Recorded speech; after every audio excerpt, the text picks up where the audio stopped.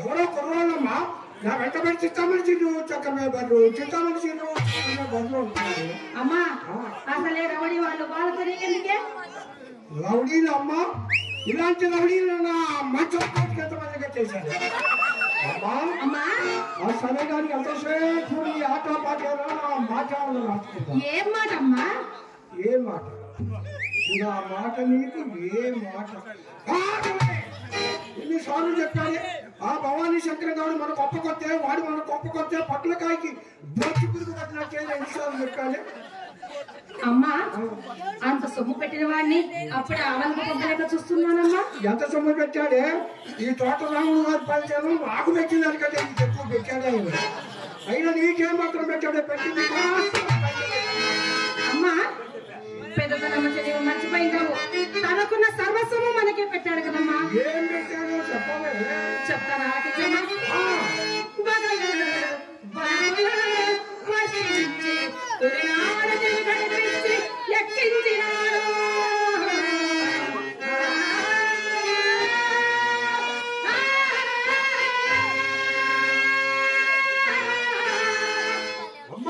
అమ్మా పిచ్చి అంటే ఇది కాదమ్మా. మరి ఏదమ్మా? నా కాలంలో కంకనాల శ్రీనాథ్ గారికి ఎక్కించే పిచ్చి. అక్కడాన్ని మన ఇంటికి రావద్దని వాళ్ళ ఇంట్లో వాళ్ళు లోపల పెట్టి తాళం వేస్తే నడిచాముకు నడుకోపు పట్టం తీసుకుని ఏకుందామని కళ్ళు తెరిచేటప్పుడు మొత్తం పెట్టి దొత్తలా పిచ్చెక్కించడం అంటే అది.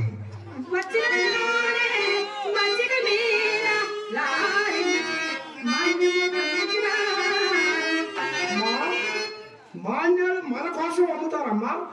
వ్యాపారం కోసం, బ్రాంతి గుడ్ల కోసం మాన్యాలు అమ్ముతారే మన కోసం.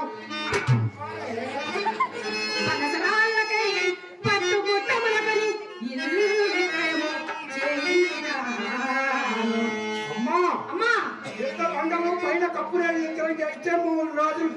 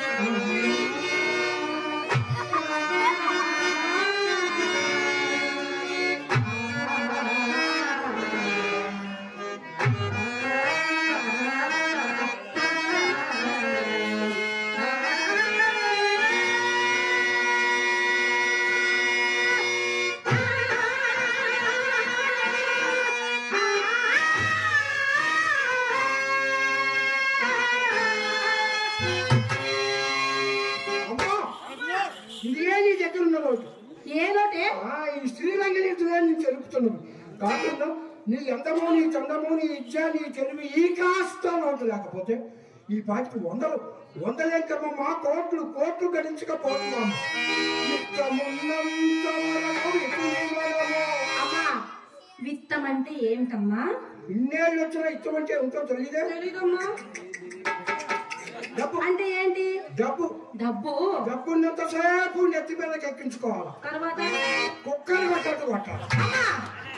అది మన ఇంటి కుక్కనా, బజారు కుక్కనా, పక్కింటి కుక్కనా? మన ఇంటి కుక్క కాదమ్మా, పొరిగింటి గెజ్జ కుక్కను కొట్టినట్టు మరీ కొట్టాలి. నా కాలంలో మొగుడు పిల్లలు ఒక మంచం మీద పడుకొని వచ్చేదాన్ని. ఇక నా డ్యూటీలో డ్యూటీలాగా పనిచేసేదాన్ని. మన ఇంటికి వచ్చే కస్టమర్స్ ఎవరు తెలుసమ్మా? ఎవరెవరమ్మా? రాజులు రాజులు, విటులు టాకెట్లు, డాక్టర్లు యాక్టర్లు డైరెక్టర్లు, ఓనర్లు జైనర్లు, జమీందారులు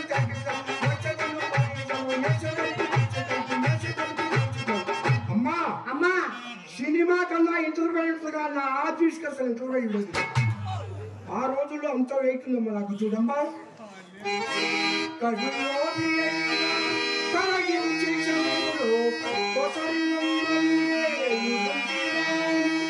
కడులోబిలంటే ఎవరే? లోబి అంటే ఎలాంటి వాడు తెలియదమ్మా. తమకు ఎంత ఆస్తి ఉన్నది దానికి దోహన పోయేవాడిని నగ్గిపెట్టి అడిగి పుల్లం చేపేస్తుంది. అలాంటి వాడి దగ్గర కూడా వందలు వేలు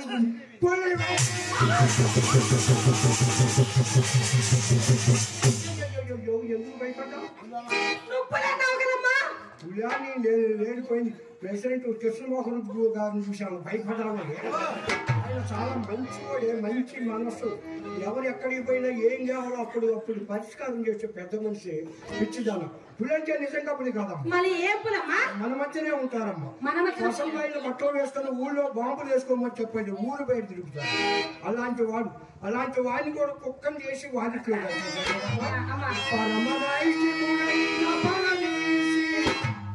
పరమ నైష్టికులు అంటే వీళ్ళే కదనే.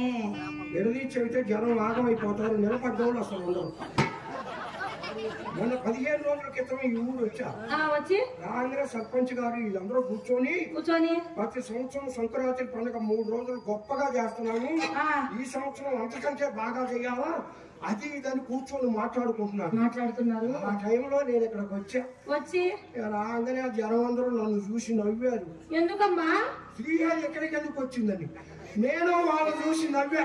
నువ్వెందుకు నవ్వావు? నవ్వి మర్చిపోయినా కోక భుజాల వరకు మర్చిపోయింది.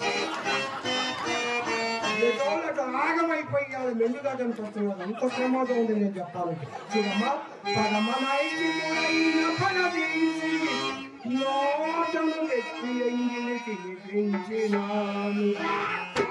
నువ్వెంగిలి తినిపిస్తావా? తిన్నారే నా ఎంగిలు నీకేం తెలుసమ్మా?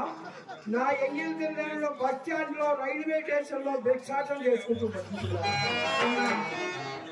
ఆ రోజుల్లో శ్రీహరి ఎంగిలి చెక్కల పొందడానికి అంటూ ఐస్ క్రీమ్ లాగా నైస్ గా నాకేసేవాళ్ళం. ఆ రోజుల్లో అంత వెయిట్లో నాకు ఎంగిలి తినిపిస్తే మహాపాపం కదమ్మా. అమ్మా ఆ రోజుల్లో అంతకంటే ఇంకా పెద్ద వెయిట్ ఏమిటమ్మా? అమ్మా ఇదంతా సరే కానీ నా వయసులో ఉన్నప్పుడు, నీవు మంచి వయసులో ఉన్నప్పుడు అవునమ్మా నువ్వు ఇలాగే చేసావటే? ఇలాగే ఏం చెప్పానమ్మా వయసు గురించి? ఆ రోజుల్లో ఒక బోకర సన్నాసి ఉన్నాడు. ఎవరమ్మా వారు? ఆ బోకర సన్నాసి ఒక వాపర సన్నాసిని తెచ్చి మీరు పెద్ద లక్షాధికారాన్ని నాకు పరిచయం చేశాను. నేను నిజమే అని నమ్మా. ఎందుకంటే గంట కొంచెం చేసుకుని నీటుగా కనిపించేవాడు. ఎవరాకరికి తెలిసిందప్ప ఏమైనా ఏంటి ఫైనాన్స్ లో అప్పు తీసుకుని మనిషిలో దాక్కోవటం అనిపించాడు. వాడు కొరకు నేర్చుకున్న దాగుడు మాత్రం నన్ను వదిలింది కాదు. అందువల్ల సంపాదనకి సోరాయి పట్లకి బ్రాంతి బుడ్లకి నల్మందులకి కేకరేశ్వరులకి దొరికిచ్చే పోలీసులకి ఇలా నాస్తికంతా అరుచుకుపోయింది.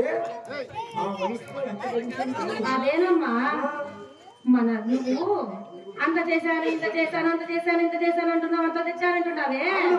నేను పెద్దదాన్న తనకి మన ఇంట్లో పూజకి పుల్ల కూడా లేదు కదా. మా కలిసి ఏం చేశావే? రకరకాలుగా ఖర్చు పెట్టా. ఎలాగా? అన్నట్టు ఎవరమ్మా? యా అబ్బాయమ్మా? యాడమ్మా? అల్లుడు గారు మా తల్లి ఎంత బాగా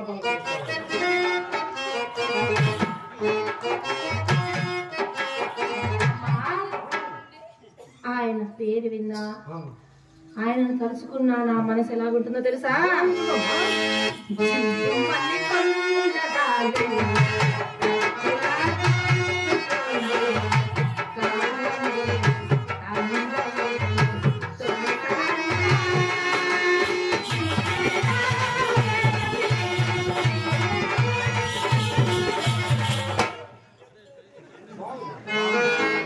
వాడిని తలుసుకుంటే నీకు ఆ విధంగా ఒళ్ళు మర్చిపోతావు. నువ్వు ఒళ్ళు మర్చిపోయి ఉంటావు. వాడు వచ్చి కొన్ని చూసుకోవటం బాగుంటుంది. అది వాడి తంతు. నాకేమనిపిస్తుందో తెలుసా? ఏమనిపిస్తుందో? వాడు కనపడితే కుతికి పిసికి కారణం వేద్దాం. అమ్మా అమ్మా చెప్పమ్మా.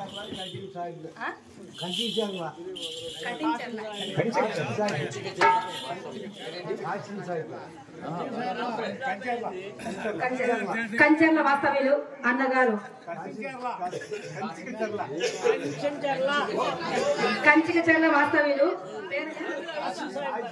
కాసిం సాహిబ్ అన్నగారు మమ్మల్ని ఆస్వాదిస్తూ మా కళను గరిస్తూ ఒక 100 రూపాయలు బహుకరించారండి. వారికి వారి కళావడానికి మా హృదయపూర్వక కళావదండి. వారి కుటుంబంపై ఆ అమ్మవారి ఆశీస్సులు ఎల్లప్పుడూ మనసారా వేడుకుంటున్నాం. అదేనమ్మా, ఎవరినో సొమ్ము అడిగారట, తప్పకుండా తెస్తానని చేతిలో చెయ్యి వేసి ప్రమాణం చేసిపోయాడమ్మా. నిజమమ్మా?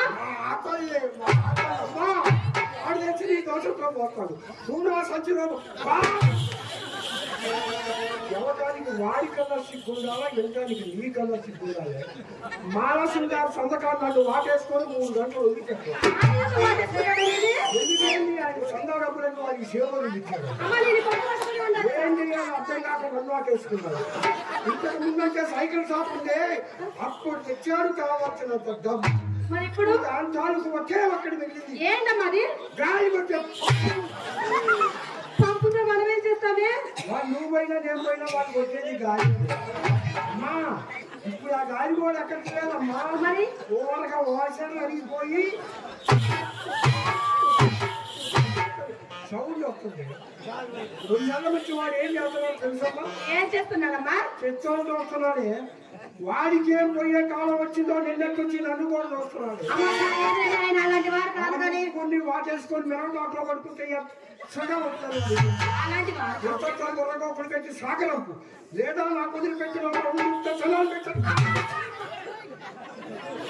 అమ్మా వద్దే, నువ్వంత పని చేయకే, నేను ఏదో ఒకటి చెప్తాలేని.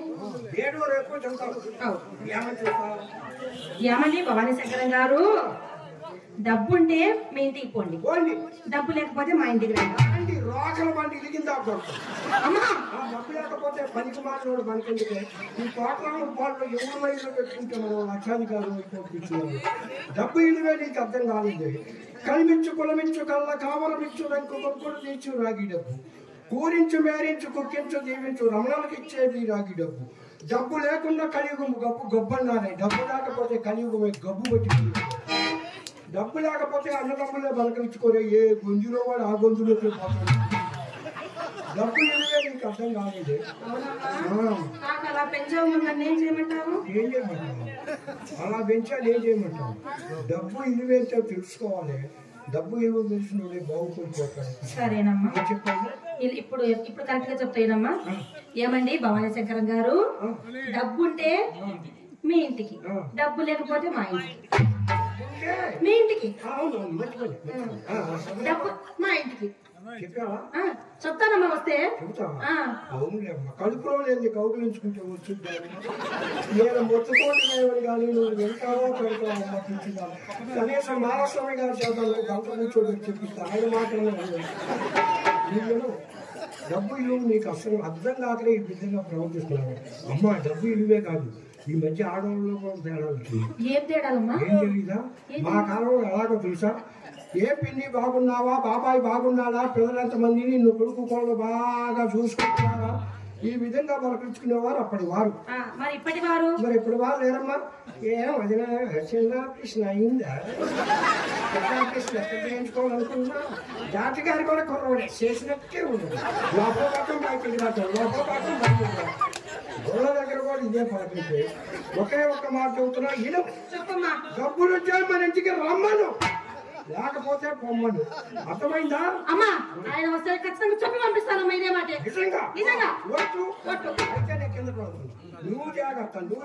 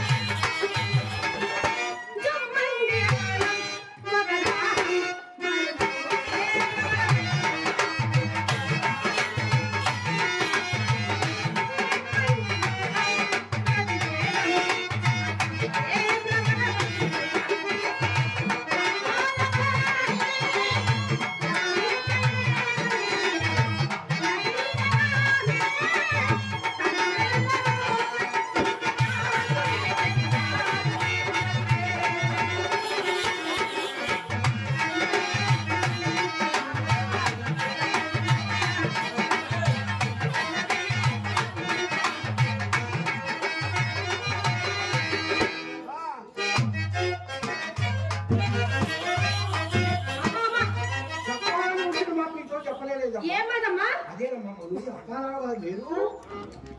ఏ అప్పారావు గారే? వేరే జబర్దస్త్ అప్పారావు గారు కాదు, ఇంకొక అప్పారావు గారు కూడా వచ్చి తిరుగుతుంటారే. ఆయన కాదమ్మా, ఆయన కొడుకు సుబ్బారావు గారు. మన ఇంటి వాడు పోయిన తర్వాత మనం ముందు ఉపయోగం మరి ఏదైనా చెప్తే పూర్తిగా చెప్పాలి కదమ్మా. అమ్మా ఆయన మన ఇంటి చుట్టూ ఎలా తిరుగుతున్నాడో తెలుసా? ఎలా తిరుగుతున్నాడు? మామిడికాయ చెట్టు అంతా మనకు చూస్తాం.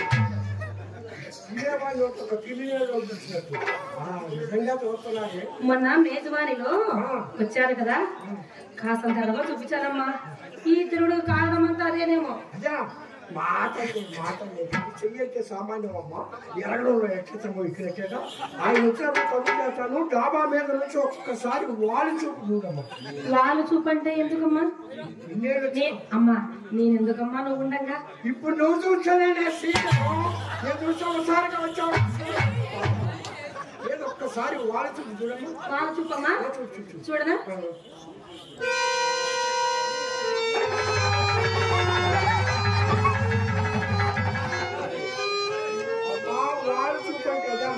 మరి ఏదమ్మా? నిత్యానరావు గారు కనిపించిన వెంకటేశ్వరరావు గారు కనిపించినట్టు మనం చూస్తే కనీసం 2 ఎకరాల కొనుక్కున్న ప్రారం పెట్టచ్చు. ఇంత పెళ్ళో చూస్తున్నారు కదా, 10 ఎకరాలు నిర్వహణ.